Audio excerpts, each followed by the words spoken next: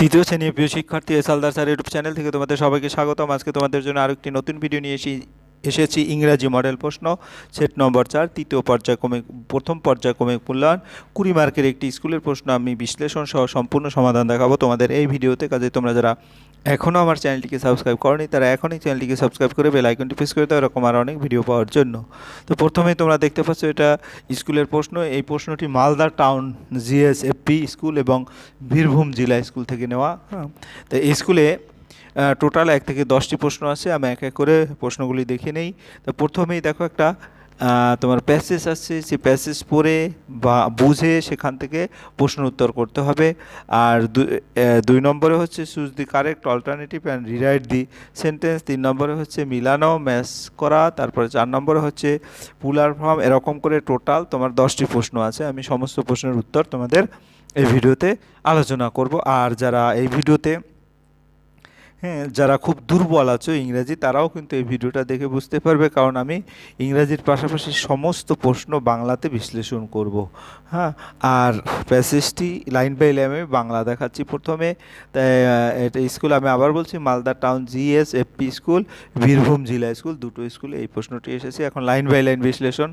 Animal live all around us. আমরা যদি দেখে নিই যে animal live all around us, ঠিক আছে, অর্থাৎ আমরা যদি বাংলা বলি প্রাণীরা আমাদের চারপাশে সর্বত্র থাকে।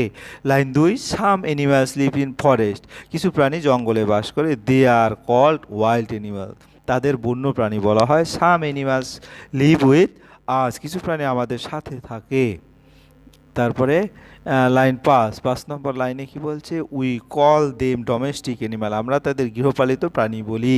সাম animal live in our house. কিছু প্রাণী আমাদের ঘরের ভিতরে থাকে। We call them pets. আমরা তাদের পোষা প্রাণী বলি। They help us in many ways. তারা আমাদের অনেকভাবে সাহায্য করে। তারপরে ডগস গার্ড আওয়ার হাউস। কুকুর আমাদের বাড়ি পাহারা দেয়। Line 10, cats catch mice. বিড়াল ইঁদুর ধরে। তারপরে কাউস গিভ আস মিল্ক। গরু আমাদের দুধ দেয়। Hens and ducks gives us egg. মুরগি এবং হাঁস আমাদের ডিম দেয়। তারপরে 13 line, sheep gives us wool. ভেড়া আমাদের উল দেয়। 14তম line, bullocks pull cars and plough the field. বলদ গাড়ি টানে এবং মাঠ চাষ করে। 15 number, camels and donkey carry heavy burden. উট এবং গাধা ভারী বোঝা বহন করে। ঠিক আছে, এই ছিল তোমার টোটাল যে প্রশ্ন, অ্যানালাইসিস, বিশ্লেষণ। এখন এখান থেকে প্রশ্ন উত্তর আমরা যদি আলোচনা করি। Write T for true and F for false statement in the given boxes. তাহলে আমরা প্রথম হেন্স গিভস আস এগ, আমরা যদি দেখি এই যে hens gives us egg, pets lives in forest, cats catch mice, bullocks gives us wool. আমরা এক এক করে প্রশ্ন উত্তর দেখি। Hen gives us eggs, answer true, কারণ মুরগি আমাদের ডিম দেয়, এটা সত্য। পেটস লিভ ইন ফরেস্ট, এটা ফলস, কারণ পোষা প্রাণী জঙ্গলে থাকে না, তারা আমাদের সাথে ঘরে থাকে। ক্যাটস ক্যাচ মাইস, এটা ঠিক, কারণ ট্রু, বিড়াল ইঁদুর ধরে, এটা সত্য। বুলক্স গিভস আস উল, এটা ফলস, কারণ কি, বলদ উল দেয় না, ভেড়া উল দেয়। ঠিক আছে, তাহলে আমরা তোমার 1 নম্বরের প্রশ্নের উত্তর দিয়ে দিলাম আমরা। এরপরে 2 নম্বরের প্রশ্ন, choose the correct alternative and rewrite the sentence. যেমন অ্যাড এলিফ্যান্ট গ্রোল না ট্রাম্পেট। তা আমরা যদি দেখি অ্যান এলিফ্যান্ট হচ্ছে গ্রোল নাকি ট্রাম্পেট, অর্থাৎ এটা ট্রাম্পেট। সঠিক উত্তর ট্রাম্পেট, কারণ বাংলা হাতি, যদি বাংলাতে বলি হাতি ট্রাম্পেট, অর্থাৎ সুর দিয়ে আওয়াজ করে। The female fox is called.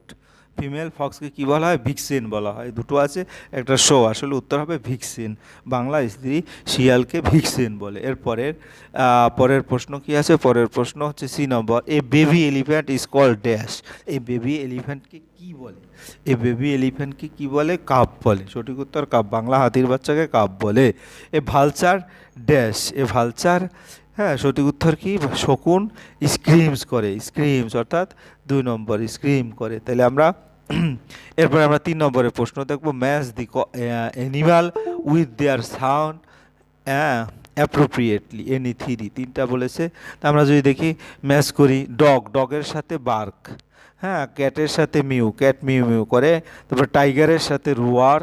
তারপরে শিপের সাথে ব্লিড। আমরা যদি কুকুর ঘেউ ঘেউ করে, বিড়াল মিউ মিউ করে, বাঘ গর্জন করে, তারপরে ভেড়া ম্যাও ম্যাও করে। ঠিক আছে, তাহলে আমরা ডগের সাথে এখানে কি দেবো, ডগ হচ্ছে বার্ক, ক্যাটের সাথে মিউ, তারপর টাইগারের সাথে রোয়ার, তারপরে শিপের সাথে ব্লিট।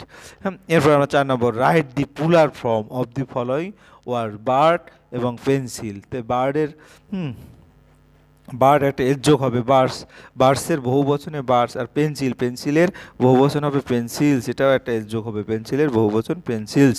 এরপরে আমরা চলে যাব পরের প্রশ্ন। পরের প্রশ্ন 5 number, rearrange the following letter to make meaningful words. এটা কি বিএমএল, আমরা যদি এটাকে কি বলি, এটাকে এলএএমবি ল্যাম্প এভাবে বলবো, অর্থাৎ আমরা বিএমএল ল্যাম্প, ল্যাম্প মানে ভেড়ার বাচ্চা, এসকেএনই স্নেক, স্নেক মানে সাপ, তারপরে কেসিইউডি অর্থাৎ ডাকলিং, ডাকলিং মানে হাঁসের বাচ্চা, টিআরআই এটা টাইগার, টাইগার মানে বাঘ। ঠিক আছে, এভাবে আমরা সুন্দর করে উত্তর দিয়ে দেব।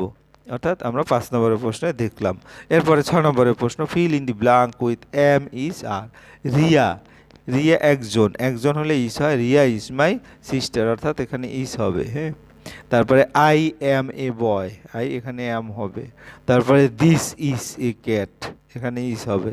তারপরে দে আর এল্ডার টু মি। ঠিক আছে, তা আমরা এক এক করে উত্তর দেখি। Riya is my sister, Riya একজন, রিয়া একজন, এই কারণে ইজ বসে। আই অ্যাম এ বয়, আইয়ের সাথে সবসময় অ্যাম বসে। দিস ইজ এ ক্যাট, এখানে দিস এক বচন তাই ইজ বসে। দে আর এল্ডার টু মি, দে বহু বচন তাই আর।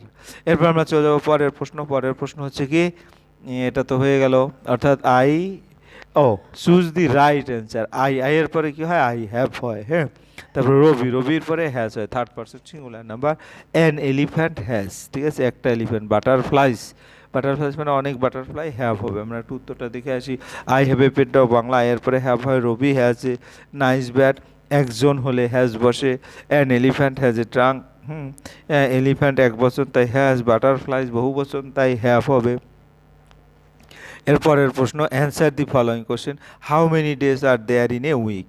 হ্যাঁ, এক সপ্তাহে কত দিন, তাই there are 7 days in a week, there are 7 days in a week.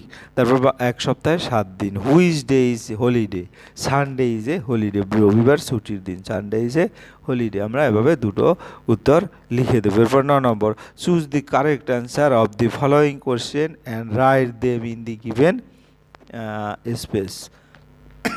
Which animal gives us milk, cow, cow হবে উত্তর, কাউ গিভস আস মিল্ক। হ্যাঁ, তাহলে তারপর হুইচ গিভস আস এগ, কে আমাদের তোমার ডিম দেয়, হেন মুরগি। তো which animal gives us wool, কে আমাদের উল দেয়, শিপ মানে ভেড়া। হুইচ অ্যানিম্যাল ইট গ্রাস, কে ঘাস খায়, এটা হচ্ছে তোমার গোট, ঘাস খায়।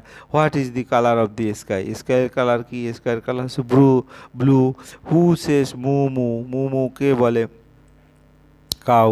ঠিক আছে, আমরা এবার উত্তরটা একবার দেখেছি ভালো করে। কাউ গরু দুধ দেয়, হুজ গিভস আছে কে হেন, অর্থাৎ মুরগি ডিম দেয়। Which animal gives us wool, sheep. তারপরে বাংলা হচ্ছে ভেড়া উল দেয়। তারপরে তোমার পরের প্রশ্ন যেটা, which animals eat grass, goats, ছাগল ঘাস খায়। What is the colour of the sky, blue, আকাশ নীল। Who says moo moo, cow says moo moo. এরপর আমরা চলে যাব 10 নম্বরের প্রশ্ন। 10 নম্বরের প্রশ্ন হচ্ছে কি, underline the proper nouns and circle the common noun in the following sentence. হ্যাঁ, তাহলে প্রথম যেটা হচ্ছে, Bhulu is a brave dog. তাহলে প্রপার নাউন ভুলু এবং কমন নাউন হচ্ছে dog.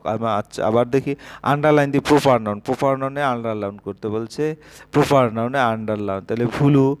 R common noun a dog, এটা হচ্ছে তোমার সার্কেল করতে বলছে, তাহলে আমরা সার্কেল করব কমন, অর্থাৎ এটাকে সার্কেল করে দিচ্ছি।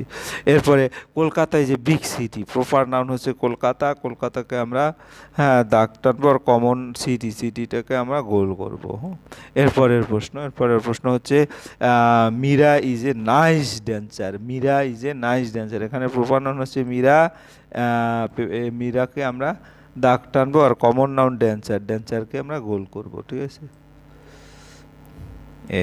এরপরে students are going to Puri, proper noun হচ্ছে পুরী, আর কমন নাউন হচ্ছে স্টুডেন্ট। ঠিক আছে, তাহলে পুরীটাকে আমরা দাগ টানবো, আর কমন নাউন স্টুডেন্টকে আমরা গোল করে দেবো। এই ছিল তোমাদের সামগ্রিক আলোচনা। আশা করি ভিডিওটি তোমরা যদি ঠান্ডা মাথায় এবং টেনে টেনে না দেখো তাহলে পুরোপুরি প্রশ্নটা ক্লিয়ার বুঝতে পারবে। আর এরকম প্রশ্ন কিন্তু অনেক স্কুলে আসার মতো একটা স্ট্যান্ডার্ড মানের প্রশ্ন। ভিডিওটি দেখার জন্য অসংখ্য ধন্যবাদ। ভিডিওটি ভালো লাগলে লাইক কমেন্ট শেয়ার করতে ভুলবে না। আজ এই পর্যন্তই, ধন্যবাদ সবাইকে।